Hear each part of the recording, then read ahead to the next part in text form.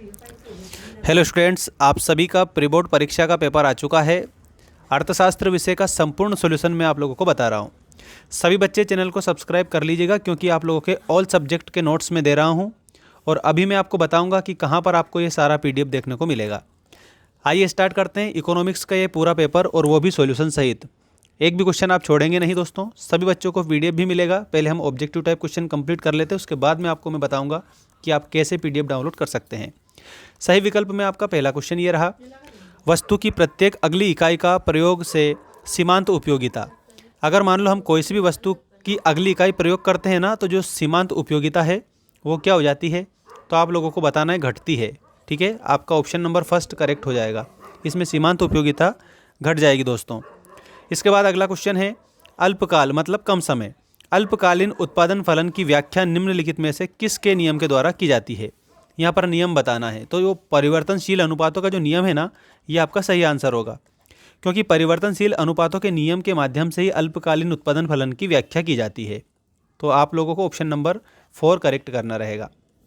इसके बाद में नेक्स्ट देखिए, वस्तु का मूल्य बढ़ने पर पूर्ति। यदि वस्तु का मूल्य बढ़ता है ना, तो पूर्ति भी बढ़ जाती है। इसका मतलब ऑप्शन नंबर फर्स्ट आपका इसमें करेक्ट है, बढ़ती है। समष्टि अर्थशास्त्र, देखो समष्टि अर्थशास्त्र में समग्र का अध्ययन किया जाता है, संपूर्ण का अध्ययन किया जाता है और सामूहिक इकाइयों का अध्ययन किया जाता है।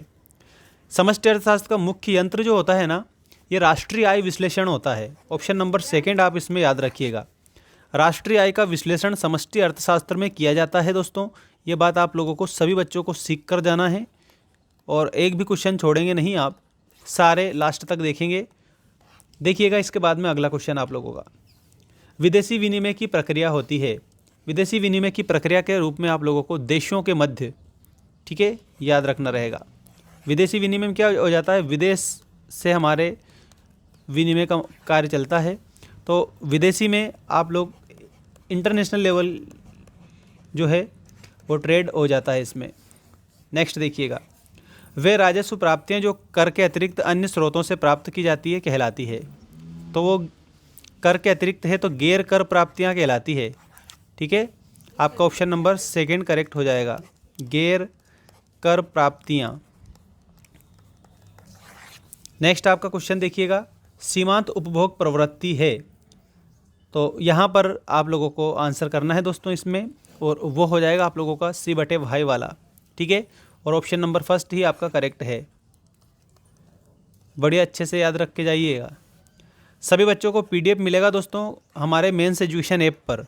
ध्यान रखिएगा, मेंस एजुकेशन ऐप की लिंक मैंने डिस्क्रिप्शन में डाल दी है। ऐप को डाउनलोड कर लो। वहाँ पर 8 सब्जेक्ट का कोर्स दे रखा है, जिसमें 199 रुपये में आपको सारे सब्जेक्ट दे दिए हैं, जिसमें आपका भूगोल भी है, इसके अलावा आपकी हिस्ट्री है, पॉलिटिकल साइंस है, इकोनॉमिक्स है, और इसके अलावा आप लोगों को बहुत सारे हिंदी अंग्रेजी के क्वेश्चन भी मैंने वहाँ पर दे रखे हैं। तो ऐप को डाउनलोड कर लेना, मात्र 199 में आपका कोर्स जल्दी से परचेस कर लेना। सब कुछ पीडीएफ फॉर्मेट में और वीडियो फॉर्मेट में मिल जाएगा। देखिएगा, रिक्त स्थानों की पूर्ति कीजिएगा। पहला क्वेश्चन, व्यष्टि एवं समष्टि अर्थशास्त्र एक दूसरे के क्या हैं। तो दोस्तों ये एक दूसरे के पूरक हैं। नेक्स्ट है, किसी वस्तु की कीमत उस बिंदु पर निर्धारित होती है जहां वस्तु की मांग तथा वस्तु की पूर्ति दोनों बराबर हो। ठीक है, तो यहाँ पर आप खाली स्थान में बराबर लिखेंगे। कृषि अर्थव्यवस्था को के क्षेत्र के शामिल किया जाता है। यहाँ पर प्राथमिक क्षेत्र में शामिल किया जाता है, इसमें प्राथमिक आएगा इसमें आप लोगों का आंसर। नेक्स्ट है, हमारे देश में पत्र मुद्रा निर्गमन का अधिकार किसको है। तो भारतीय रिजर्व बैंक को है। इसका मतलब आप लोगों को आरबीआई याद रखना रहेगा। किन्स का आय एवं रोजगार का सिद्धांत कालीन है। तो कालीन तो लिखा है, इसके आगे आपको अल्प लिख देना है, अल्पकालीन है दोस्तों।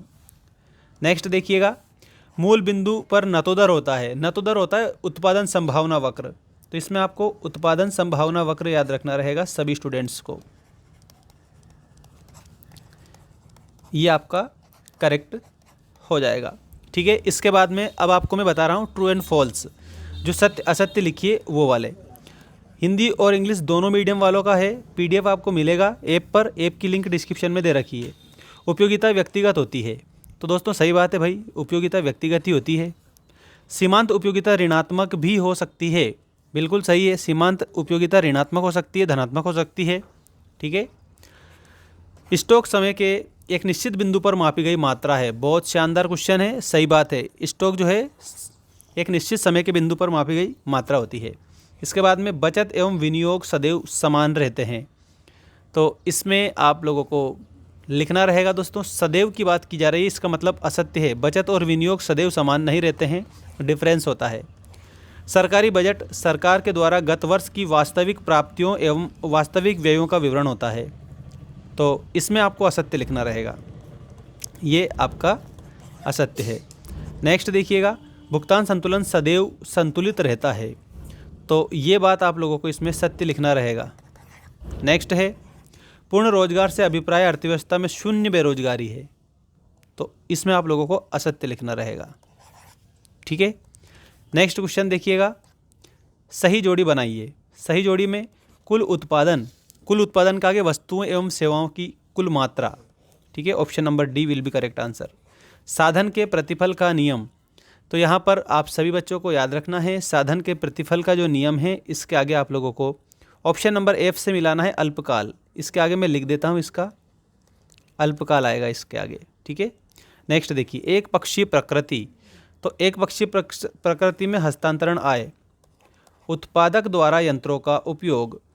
तो इसमें आप सभी स्टूडेंट को याद रखना रहेगा, अतिरिक्त उत्पादन, बड़े द्वारा लकड़ी का उपयोग। तो इसमें आप लोगों को क्या याद रखना है, तो इसमें दोस्तों आप सभी बच्चों को करना है करेक्ट, और वो हो जाएगा आपका मध्यवर्ती वस्तु।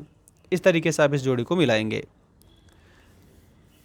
इसके बाद में आपका अगला जो क्वेश्चन है वो देखिएगा आप सभी, एक शब्द एक वाक्य में उत्तर लिखिए वाला। जब सीमांत उपयोगिता शून्य होती है तब कुल उपयोगिता कितनी होती है। तो कुल उपयोगिता अधिकतम होती है, इसमें आपको अधिकतम लिखना रहेगा। नेक्स्ट क्वेश्चन है, विलासिता की वस्तुओं की मांग की लोच कैसी होती है। तो अत्यधिक लोचदार होती है, इसमें आपको अत्यधिक लोचदार लिखना रहेगा सभी बच्चों को, ठीक है। और कंप्लीट आप याद रखिए। इसके बाद में दोस्तों नेक्स्ट आपका जो क्वेश्चन है वो ये रहा, जब मांग एवं पूर्ति दोनों बराबर वृद्धि होती है तब संतुलन कीमत पर क्या प्रभाव पड़ता है। तो इसमें कोई परिवर्तन नहीं होता है। क्या लिखोगे आप सभी, कोई परिवर्तन नहीं होता है, इसमें कोई परिवर्तन नहीं होता है, ये आप लिखेंगे इसमें सभी दोस्तों। इसके बाद में आपका नेक्स्ट है, विनियोग और राष्ट्रीय आय के बीच संबंध की विवेचना किस अवधारणा में की गई है। इसमें याद रखना गुणक की अवधारणा में की गई है, तो आप लोगों को गुणक लिखना रहेगा।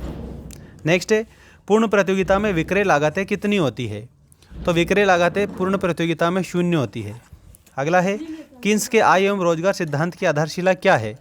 तो इसमें प्रभावी मांग आपको लिखना रहेगा, ठीक है। प्रभावी मांग आप सभी बच्चों का करेक्ट आंसर है। दोस्तों आप सभी बच्चों को ऐप की लिंक मैंने डिस्क्रिप्शन में दे दी है। मेंस एजुकेशन ऐप को जल्दी से जल्दी डाउनलोड कर लीजिएगा, और वहाँ पर 199 रुपये में आप लोगों का पूरा आर्ट्स का कोर्स दे रहा हूँ मैं, जिसमें सारे सब्जेक्ट आ जाएंगे। जल्दी से परचेस कर लीजिएगा सभी स्टूडेंट, ताकि आप लोगों अच्छे से अच्छे नंबर लेकर आ सकें।